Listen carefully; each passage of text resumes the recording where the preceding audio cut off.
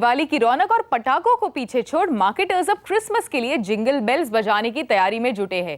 कई सारे promos, offers और डिस्काउंट से बाजार को एक बार फिर से चमकाने का इरादा है ताकि कंज्यूमर्स खरीदारी करें और जाता हुआ साल इस क्वार्टर को मजबूती दे जाए। अब सांता क्लॉज अच्छे सेल्स फिगर्स का गिफ्ट लाते हैं कि नहीं, ये तो उनके आने पर ही पता लगेगा। लेकिन हम आपके लिए लेकर आ गए हैं ब्रांड बाजार। मैं हूं शिबानी। देखते हैं आज क्या है खास हमारे शो में। त्योहारों ने लौटाई मार्केटर्स के चेहरों पर मुस्कान। कोका कोला इंडिया ने देश में किए 20 साल पूरे। कैसे देश बनेगा उनके लिए टॉप 5 बाजारों में से एक जानेंगे मार्केटिंग एंड आई में कोका कोला की वीपी मार्केटिंग देवव्रत से। ब्रांड बाजार की खास सीरीज उड़ान में इस हफ्ते देखेंगे कैसे सोने की चमक से कल्याण ज्वेलर्स ने चमकाया देश को। स्लोडाउन के बादलों से घिरे बाजार में त्योहारों का सीजन कुछ खुशियां लेकर आया। जमकर हुई खरीदारी से मार्केटर्स के चेहरों पर रौनक लौटी। इस सीजन में 2 सेक्टर्स को फायदा हुआ। पहला, ऑनलाइन खरीदारी खूब हुई और दूसरा, मोबाइल फोन और कंज्यूमर ड्यूरेबल ब्रांड्स ने सेल्स वैल्यू में बढ़त दर्ज की। कैसा रहा कारोबार? किसकी जोरदार मार्केटिंग ने ब्रांड को दिलाया फायदा? और अब आगे के सीजन की क्या है तैयारी, ये जानने की कोशिश की है ब्रांड बाजार ने। इस फेस्टिवल सीजन मार्केटर्स ने जमकर प्रमोशन किए और कंज्यूमर ड्यूरेबल्स और मोबाइल फोन प्लेयर्स ने कई बेहतरीन ऑफर दिए। इसका नतीजा स्मार्टफोन, एलईडी और एलसीडी टीवी, फ्रिज और कैमरा इस सीजन बिकने वाले प्रोडक्ट्स में टॉप पर रहे। हालांकि इस साल खरीदारी में वॉल्यूम ग्रोथ कम दिखी, लेकिन क्योंकि लोगों ने अपने गैजेट्स अपग्रेड किए इसलिए वैल्यू ग्रोथ हुई। इसके अलावा इस फेस्टिव सीजन फैक्ट्री सेकंड्स और रिफर्बिश्ड कंज्यूमर ड्यूरेबल्स की सेल्स भी दुगनी हो गई। ग्रीन डस्ट ने ऑनलाइन और रिटेल स्टोर दोनों जहां अच्छा कारोबार किया और अब ब्रांड क्रिसमस और नए साल के लिए भी तैयार है अपने नए प्रमोशन के साथ। अगर ओवरऑल देखा जाए तो सब लोगों ने अपने आप को अपग्रेड किया है इन टर्म्स ऑफ प्रोडक्ट कैटेगरी। और एलईडी जैसे एक सेगमेंट था जो इस बार सब ब्रांड्स ने बहुत जोर शोर से प्रमोट किया। उसके अलावा अगर मोबाइल फ़ोन्स में देखें तो सब कंपनियों ने स्मार्टफोन्स को ज़्यादा प्रमोट किया है। प्लस कुछ हाई एंड ब्रांड्स ने अपने कुछ नए मॉडल, जैसे आईफोन ने अपना नया 5S लॉन्च किया था ड्यूरिंग दिस टाइम, और सैमसंग ने भी हाई एंड के स्मार्टफोन्स को प्रमोट किया, 4S को। तो ये सब देखते हुए देखा जाए तो ओवरऑल कंज्यूमर का जो बाय डाउन था और जो प्रेफरेंस था वो इन प्रोडक्ट कैटेगरी की तरफ काफ़ी रहा और जिसकी वजह से वैल्यू सेल्स भी बढ़ गई। ओवरऑल बिजनेस अक्टूबर में बहुतों ने अच्छा किया है। काफ़ी कुछ जो सितंबर में मंदी थी उसको रिकवर किया है काफ़ी अक्टूबर में। पर पिछले साल के कंपैरिजन में मैं ये बोलूँगा कि थोड़ा कम ही रहा है नए प्रोडक्ट के बेच में। हम लोगों ने अच्छा किया है। अगेन वो थोड़ा रिसेशन के भी रीजंस हैं। आदमी वैल्यू अपने रुपए को ज़्यादा खींचना चाहता है, इसलिए भी। मोबाइल फोन और कंज्यूमर ड्यूरेबल की बिक्री ऑनलाइन भी जमकर हुई। इसके अलावा लोगों ने कपड़े, होम डेकोर और एक्सेसरीज की खरीदारी भी ऑनलाइन की। होम शॉप 18, जबोंग, ट्रेडर्स, जुआलिया एंड यू जैसी शॉपिंग साइट्स ने कारोबार में 50 से 60% तक की बढ़त दर्ज की।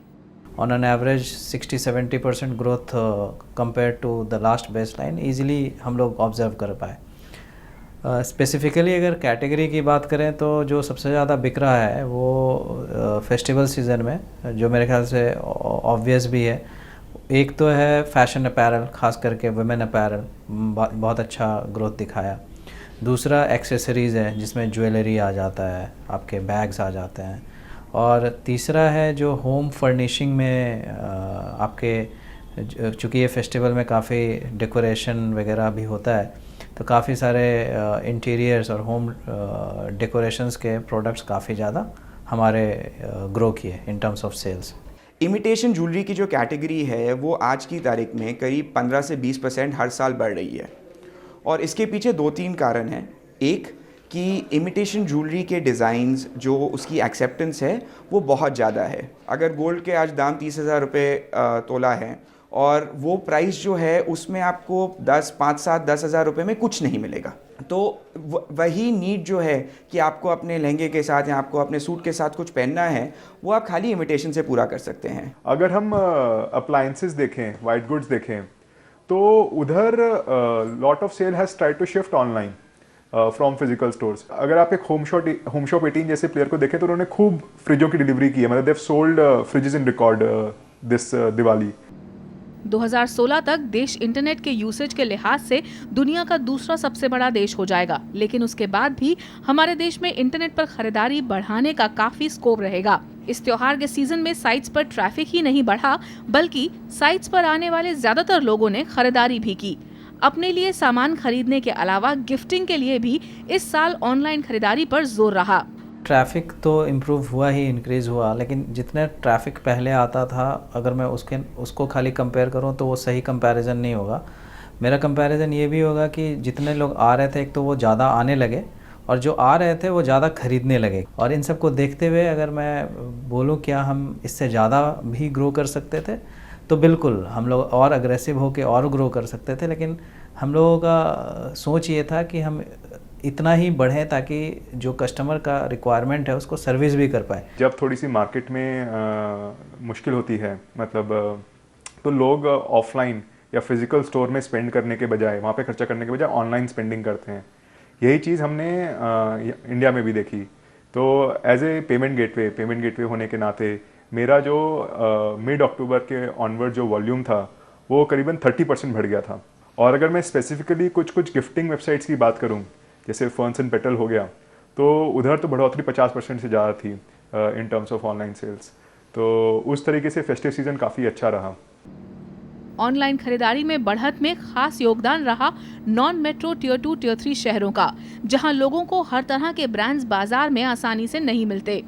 इस त्योहार में इन शहरों से खरीदारी में 60% तक की बढ़त दर्ज की गई। ब्रांड्स का मानना है कि इन शहरों से खरीदारी और भी तेज बढ़ सकती है अगर इंफ्रास्ट्रक्चर मजबूत हो जाए। नॉन मेट्रो में ये बढ़ोतरी थोड़ा ज़्यादा रहा मेट्रो के कंपैरिजन में, और उसका एक रीज़न ये भी हो सकता है कि वहाँ पे काफ़ी सामान उपलब्ध ही नहीं है जो ऑनलाइन के थ्रू वो लोग खरीद सकते हैं। बहुत सारा स्टाइल, बहुत सारा ब्रांड बहुत छोटे शहरों में उपलब्ध ही नहीं है, तो वो इंटरनेट के थ्रू इजीली ये सब चीज़ परचेज़ कर सकते हैं, तो इसलिए वहाँ पे बढ़ोतरी ज़्यादा रहती है। मेरा एक सोच ये भी है कि अभी बहुत सारे जगहों पे कैश ऑन डिलीवरी या लॉजिस्टिक सर्विस प्रोवाइडेड नहीं है, तो जब ये हो जाएगा तो ये परसेंटेज और भी बहुत बड़ा हो जाएगा, क्योंकि अभी बहुत जगह तो कैश ऑन डिलीवरी हम दे ही नहीं पा रहे या लॉजिस्टिक्स पार्टनर हमारे वहाँ सर्विस ही नहीं कर पा रहे। टियर 2 टियर 3 सिटीज़ से जो ग्रोथ है वो मेट्रो से बहुत ज़्यादा है। हमारे केस में हमारा करीब 60% बिजनेस जो है आज टियर 2 टियर 3 सिटीज़ से आ रहा है। और इन सिटीज़ में एक ख़ास बात यह है कि वो वही प्रोग्राम्स देख रहे हैं, वो वही मैगजीन्स पढ़ रहे हैं, वो वही पिक्चरें देख रहे हैं जो कि आप मेट्रोज़ में देखते हैं। फ़र्क ये था कि आज तक उनके पास एक्सेस नहीं था। ऑनलाइन कारोबार इस त्योहार खासकर इसलिए बढ़ा क्योंकि साइट्स ने बैंकों और ब्रांड्स के साथ मिलकर तरह तरह की स्कीम्स ऑफर की। आने वाले क्रिसमस सीजन और शादियों के सीजन के लिए भी ऑनलाइन प्लेयर्स नए नए ऑफर ला रहे हैं। दुकान से सस्ते दाम में घर बैठे बढ़िया ब्रांडेड सामान खरीदने का ये ट्रेंड देश में तेजी से बढ़ रहा है। ब्रांड बाजार में अभी वक्त है एक छोटे से ब्रेक का। आगे देखेंगे मार्केटिंग एनआई में कोका कोला के 20 साल पूरे होने पर इस कोला कंपनी के वीपी मार्केटिंग से खास बातचीत। वेलकम बैक, आप देख रहे हैं ब्रांड बाजार और अब वक्त है मार्केटिंग एनआई का। देश में कोला की मार्केटिंग और एडवर्टाइजिंग हमेशा से बेहद इंटरेस्टिंग रही है और आज मार्केटिंग एनआई में हमारी features editor Shweta Bhandral Coca Cola के वीपी मार्केटिंग देवव्रत से ब्रांड कोका कोला के सफर के बारे में बात कर रही है। भारत की number 1 Cola company Coca Cola ने देश में 20 साल पूरे कर लिए हैं। कैसा रहा ब्रांड का सफर? ब्रांड वॉश से लेकर आज की डिजिटल एडवर्टाइजिंग और मार्केटिंग पर बात करने के लिए हमारे साथ हैं कोका कोला इंडिया के VP marketing and commercial Debabrata Mukherjee. Debabrata, welcome to brand Bazaar. Thank you very much for having me. Debabrata, सबसे पहले हमें ये बताइए कि ये कैसा रहा 20 साल का ये सफर और कैसे बना कोक देश का नंबर 1 ब्रांड? ये बहुत सुहाना सफ़र रहा है Shweta. I've spent 16 years with the organization, तो 80% टाइम तो मेरा भी कोक के साथ ये 20 साल की सफ़र में रहा है। The journey has been very exciting. We have been able to create a loved portfolio of brands for the Indian consumer. हमने काफ़ी इनोवेशन भी किया है, बहुत सारे नए प्रोडक्ट लॉन्च किए हैं and along the journey I think हमने काफ़ी लाइव्स को भी टच किए हैं। We been able to be a part of the economic growth of the country. So if I look back, कभी कभी 20 साल का जर्नी बड़ा लंबा लगता है। ये 20 साल का जर्नी तो मुझे लगता है कि बहुत जल्दी कट गया, लेकिन बहुत लंबा सफ़र तैयार करना और बाकी है। जब एडवर्टाइजिंग और मार्केटिंग की बात आती है तो कोला ब्रांड्स काफ़ी मशहूर हुए अपने ब्रांड वॉर्स के लिए। इनफैक्ट पिछले कुछ समय तक ऐसा ही चल रहा था, लेकिन 1-2 साल से हम देख रहे हैं कि कोका कोला ने खुशियों की राह पर कदम बढ़ाए हैं। तो इसका इम्पैक्ट क्या हुआ ब्रांड पर और ये कैसे बदलाव आया? देखिए, our journey is to create a love portfolio of brands for India. Advantage है कि हमारा इधर NARTD पर कैपिटा पेनिट्रेशन इतना कम है, सिर्फ 45 है, तो ग्रो करने का बहुत अपॉर्चुनिटी है। हेडरूम टू ग्रो जो हम कहते हैं, बहुत ज़्यादा हेडरूम टू ग्रो है। So I think happiness is a fantastic platform. छोटी बड़ी सब खुशी के साथ Coca Cola is a great platform to be in. Debabrata, पिछले 20 साल में ये पहली बार हुआ कि स्प्राइट देश का नंबर 1 ड्रिंक बन गया। इसने थम्स अप को पीछे छोड़ दिया जो पिछले इतने साल से नंबर 1 पोजीशन पर था। ऐसा कैसे हुआ और इससे आपको क्या एक नई इंसाइट मिली कंज्यूमर के बारे में? मैं ये नहीं कहूँगा कि थम्स अप पीछे रह गया, मैं तो कहूँगा दोनों आगे हैं। स्प्राइट थम्स अप दोनों आगे हैं, तो अच्छा लगता है जब स्प्राइट बढ़ता है, क्योंकि हमने I was proud, I can proudly tell you that in 2005 I used to be brand director for brand Sprite when we were part of the growth story. और Sprite has been, we launched it in 99. I remember 14-15 साल पहले जब हमने Sprite launch किया था, तब हम सोच रहे थे कि ये कितनी बढ़ेगी। तो ये ब्रांड अभी नंबर 1 पे चल रहा है। We are very happy about the prospects. I think the Indian consumer like the way Sprite has been advertised over the years.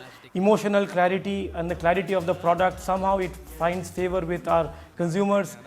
So हम तो इतना ही कहेंगे कि स्प्राइट आगे है, थम्स अप स्प्राइट के साथ साथ है, 2 ब्रांड हमारे हैं। इससे बड़ी खुशी की बात और क्या हो सकता है? देवव्रत, इस साल 20 साल कोका कोला ने पूरे किए और इसी साल कोका कोला ने जिनसे ये बिजनेस खरीदा था, चौहान्स, उन्होंने एक बार फिर से कोलाज के बाजार में अपनी एंट्री ली। इस पर आपकी क्या प्रतिक्रिया है? मैं तो कहूँगा, देखिए, जब पर कैपिटा पेनिट्रेशन 45 है तो सबके लिए स्कोप है। हम चाहते हैं कि हमारे बहुत सारे पार्टनर्स आएँ। हम कोशिश करेंगे to lead the growth, because we believe that we operate in more than 200 countries. हमारे पास पोर्टफोलियो है, we have very good advertising, we connect with the consumers well. और कोला कैटेगरी में हमने भी ग्रोथ देखा है। आपने पढ़ा होगा कि brand Coca Cola continues to be a flagship brand, it continues to grow. So मुझे नहीं लगता है कि कोला में ग्रोथ रुक गई है या हो नहीं सकता। मैं कहता हूँ, जब पर कैपिटा 45 है और ग्लोबल पर कैपिटा एवरेज अगर हम ले लें जो 100 से काफ़ी ऊपर है, 92 ग्लोबल पर कैपिटा है, जो अभी हमको लग रहा है पूरा सारे कैटेगरीज मिला ले तो 100 के ऊपर ही हो जाएगा। तो हमें ग्रो करने के लिए बहुत अपॉर्चुनिटी है। भारत कोका कोला के लिए 7वां सबसे बड़ा बाजार है फिलहाल, लेकिन आपके CEO मुख्तार कैंट चाहते हैं कि ये टॉप 5 में आए। तो इस टॉप 5 में भारत को लाने के लिए आप किस तरह के मार्केटिंग इनिशिएटिव्स ले रहे हैं और क्या कर रहे हैं? We believe that we have a role beyond brands. और 2-3 चीज़ें आपको बताना चाहूँगा। रिटेलर्स टुडे, आप अगर 10 मिलियन रिटेलर हैं, 10 मिलियन अगर दुकानें हैं, तो 20 मिलियन रिटेलर्स भी होंगे। So we have a very strong programme called Parivartan, where we reach out to retailers, especially in the semi-urban and rural areas, where we teach them a few things. We teach them stock management, cash management, कैसे customer से बात करना होता है, कैसे financial management करना पड़ता है।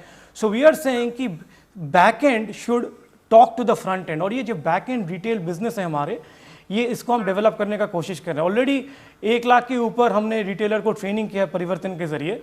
इसके साथ साथ हम उन्नति करके एक प्रोग्राम कर रहे हैं जिसमें हम विमेन रिटेलर्स, जो हमारे ड्रिप इरीगेशन है, हमारे जैन इरीगेशन हमारे पार्टनर्स हैं, हम मैंगो फार्मिंग कर रहे हैं। We are teaching the women retailers through a programme called Pragati. तो ये सारे जो प्रोग्राम्स है which goes beyond the portfolio. Apart from that, we also believe a healthy body is a healthy mind. So healthy active lifestyle के area में under 16 cricket, under 16 Coca Cola cup football, ये सारी चीज़ें हम कर रहे हैं which we believe that will not only just make our brands loved, but it will also make us a responsible corporate citizen. So as we build our portfolio of brands and we create advertising which touches people's lives, हमारा execution भी बहुत important है, हमारा supply chain भी बहुत important है. How do we ensure that back end हमारा supply chain and the front end execution, comes together to create music. So I believe if there is any place in the world where we should feel excited, happy and energized about for the future, वो है India. सो मैं तो बहुत I am very bullish on India's prospects, specially in the food and beverage sector. Thank you Devvrat अपना समय निकालकर हमारे साथ बातचीत करने के लिए। Thank you very much for having me. Brand बाजार में अभी वक्त है एक छोटे से ब्रेक का। आगे जानेंगे कैसे कल्याण ज्वेलर्स की चमक पहुंची देश विदेश तक हमारी खास सीरीज उड़ान में। वेलकम बैक, आप देख रहे हैं ब्रांड बाजार। पिछले हफ्ते शुरू हुई ब्रांड बाजार की खास सीरीज उड़ान में इस हफ्ते की दिलचस्प कहानी है देश के एक बड़े रिटेल ज्वेलरी ब्रांड की, जिसकी शुरुआत हुई केरला के एक छोटे से शहर त्रिशूर से। कल्याण ज्वेलर्स को आज देश का सबसे बड़ा ज्वेलरी रिटेल चेन कहा जा सकता है और ये सफर इस ब्रांड ने कुछ ही सालों में पूरा किया है। देखते हैं क्या रही कल्याण ज्वेलर्स की मार्केटिंग स्ट्रैटेजी और कैसे उनके प्रचार ने उन्हें दिलाई देश भर में पहचान।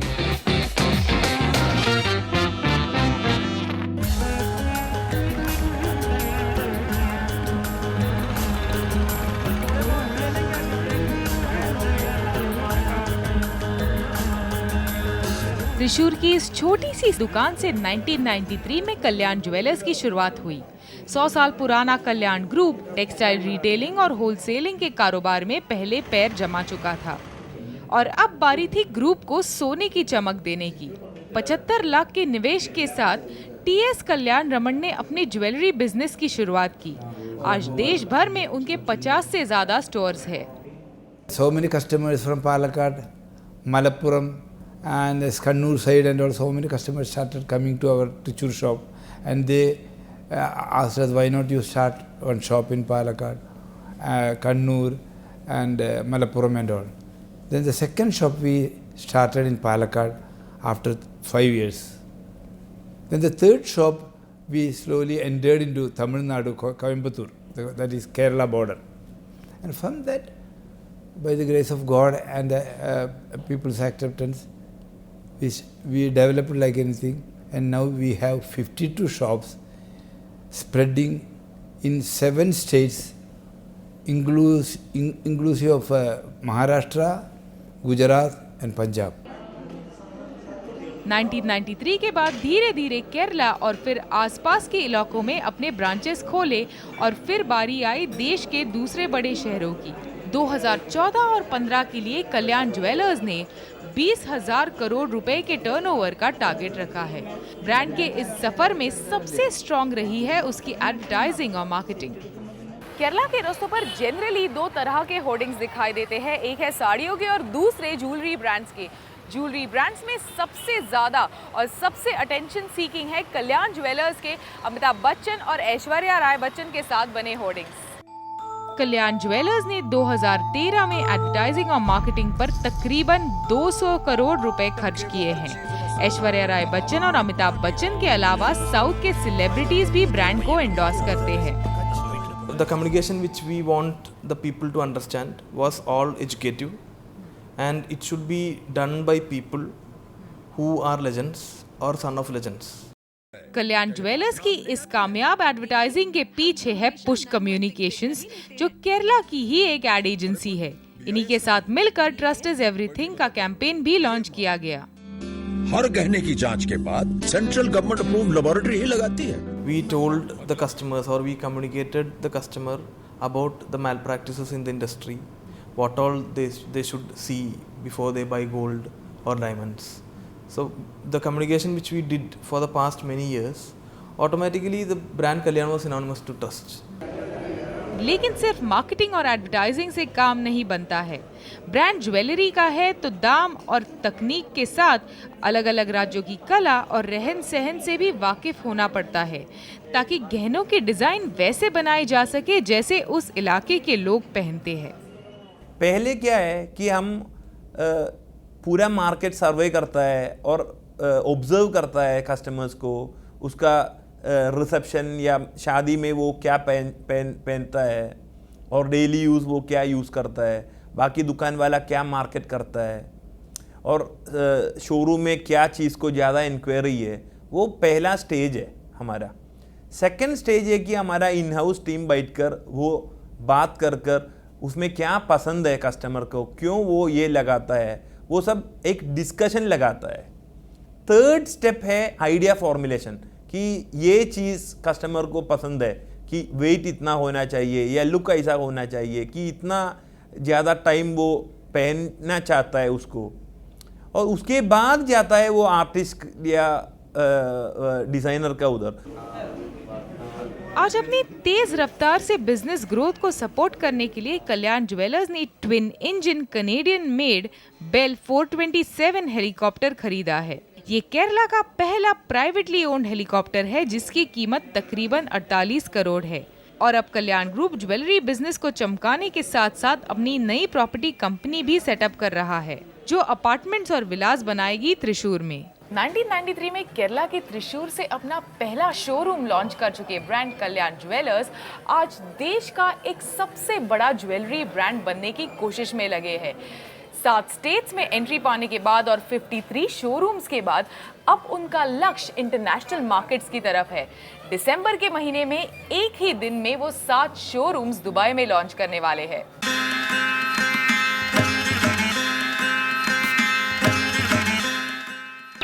अब ब्रांड बाजार की टीम को दीजिए इजाजत। आप ब्रांड बाजार YouTube CNBC आवाज चैनल पर देख सकते हैं और अपने कमेंट्स दे सकते हैं। शो के बारे में या फिर एडवर्टाइजिंग और मार्केटिंग से जुड़ी खबरें आप हमें ट्वीट कर सकते हैं। हमें ट्विटर पर फॉलो करें @आवाज़ पर। फिर मिलेंगे अगले हफ्ते इसी दिन इसी समय सिर्फ CNBC आवाज पर।